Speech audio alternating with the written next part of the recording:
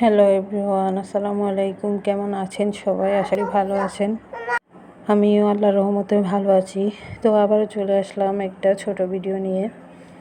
তো তার আগে ভিডিওটি শুরু করার আগে বলতে চাই একটা কথা, যে আজকের ভিডিওটা মূলত হচ্ছে আজকে আমাদের রেশন এনেছিল।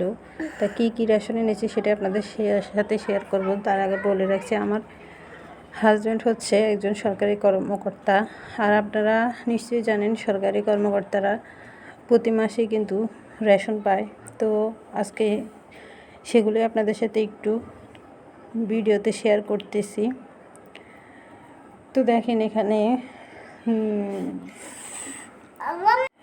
এখানে সয়াবিন তেল দিয়েছে, সরিষার তেল, এরপরে হুইল পাউডার, একটা স্যান্ডেলিনা সাবান, এরপরে এখানে আছে 4 প্যাকেট আতপ চাল।